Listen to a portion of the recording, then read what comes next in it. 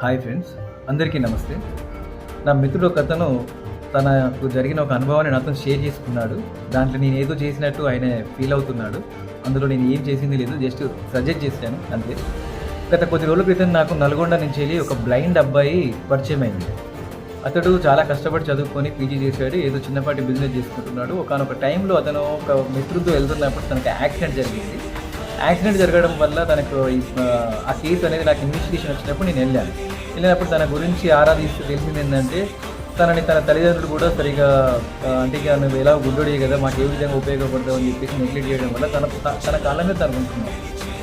తమ్మి మరి ఎట్లా నీ సంగతి, మీ అమ్మ నాన్నకి ఏదైనా చేయాలనుకుంటున్నావు అంటే ఏం చేయగలరన్నా అని చెప్పేసి నన్ను అడిగినప్పుడు నేను ఇచ్చిన ఒక చిన్న విషయం ఏంటంటే, వాళ్ళ పేరు మీద నువ్వు ఖచ్చితంగా సంవత్సరానికి 15,000 16,000 సమ్ అమౌంట్ వస్తుంది. వాళ్ళ పేరు మీద ఖచ్చితంగా హెల్త్ ఇన్సూరెన్స్ అనేది చేయండి. ఏదో ఒక రోజు మీ విలువ అనేది వాళ్ళకి అర్థమవుతుందని చెప్పాను. అది ఒక 6 months బ్యాక్ తను నా దగ్గర ఇండస్ఇండ్కు సంబంధించిన ఒక హెల్త్ పాలసీ అనేది తీసుకున్నాడు. 18,000 ఏమో కట్టాడు.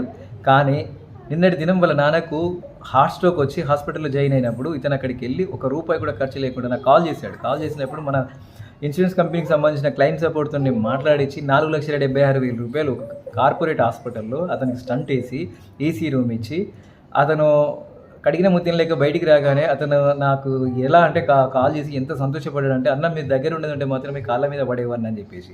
వాళ్ళ అమ్మ నాన్న కూడా ఎంత బాధపడ్డారంటే, మా కొడుకు మాకు తెలియకుండా అంటే మేము దూరం చేసినా సరే మా కోసం ఇది చేసేయాడు అని అంటే ఎంత సంతోషమో అనేది నేను మాటల్లో చెప్పలేను.